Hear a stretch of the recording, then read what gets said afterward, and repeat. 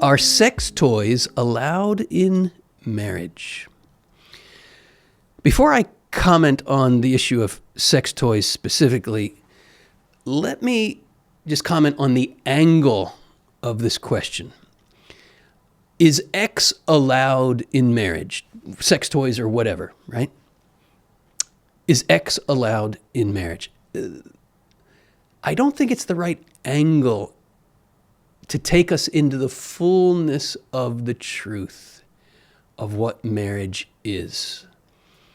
It sounds, the danger, let me put it that way, the danger here is that we reduce moral questions or the answers to moral questions, that we reduce them to legalism, right? It's like I'm looking for some arbitrary thing that's going to fall out of the sky to tell me, can I do this or can I not do this? And that's not the way it works.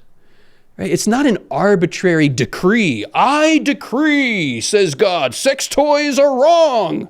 It's not the way things work. As if God could just as well decree, well, I'm God, I can decree whatever I want. Adultery is fine for the next 2 weeks because I'm God and I say so. That's a legalistic trap.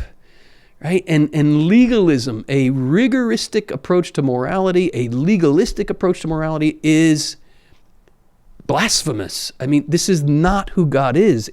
Paints a false picture of God, right? God does not decree something immoral or moral because he has the power to do so, and it's just arbitrary. Something is moral or immoral based on the order of the world that God has established, based on the dignity of what a human being is. So I just wanted to say that the angle here could lead us to legalism, and I don't want to go there. What I would rather do is unfold for you something of what the dignity of the human being is, what the beauty of the marital act is meant to be, and then you decide, are sex toys in keeping with that dignity or are they not? I'll give you my take on it and see what you think yourself. The marital embrace is meant to be the most profound coming together of body persons. And I use that expression with intent, body persons. That's what a human being is. We are a body person, right? Angels are spirit persons. Human beings are body persons. We are not spirits trapped in a body. We are not angels housed in human flesh. We are both physical and spiritual together. We are married. Human nature is the marriage of the spiritual and the physical. And the purpose of the spiritual and the physical together is that the physical would express the spiritual. When I touch someone with my hand, that's different than touching someone with a cane or a rod or with a plastic glove on, right? It's different because it's not body to body.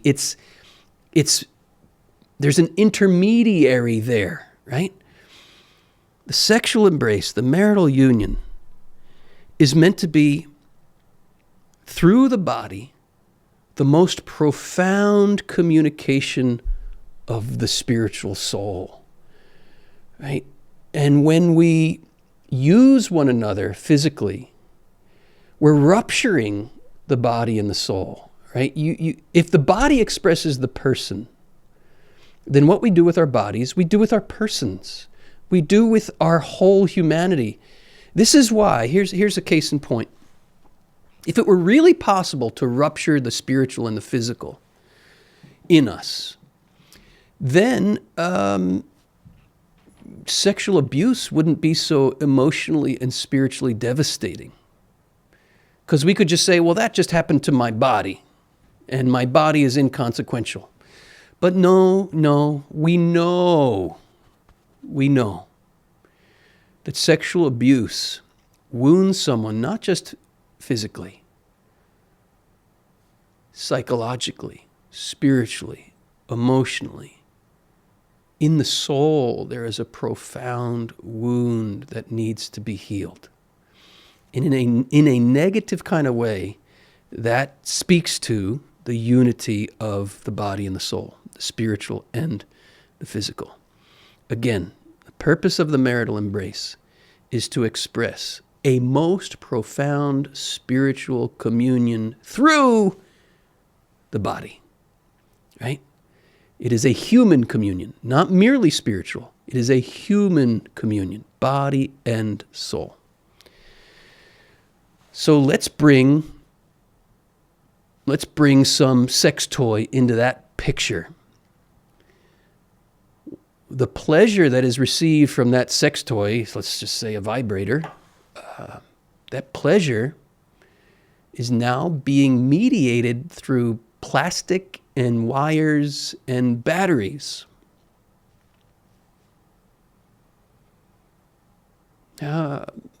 Is that communicating the incarnational principle? Is that a flesh-to-flesh communication of spiritual mysteries through the body? Why are we using that intermediary? What is it for? What are we saying with it? I think it's hard to conclude that that is a proper expression of marital love. God did a darn good job in creating our bodies to express marital love. Now, if you need some kind of aid to help your body do that, for example,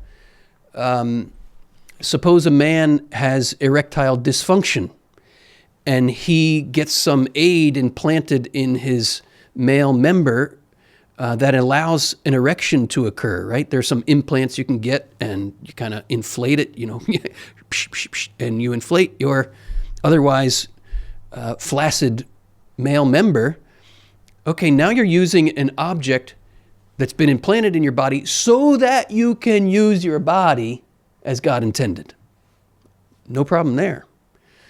But if you are using something to replace the body as the means of experiencing sexual pleasure, then I would say that's no longer a personal reality, but is quite literally impersonal. Because that vibrator, that sex toy is not a person. It's being employed by a person, but it's not person to person. There's something now in between the person-to-person encounter. That's how I would express it. That's how I would put it. And again, the goal is to avoid a certain legalism, but to enter into the design of our hearts, the design of our bodies, the purpose of the marital act. I hope that was helpful for you.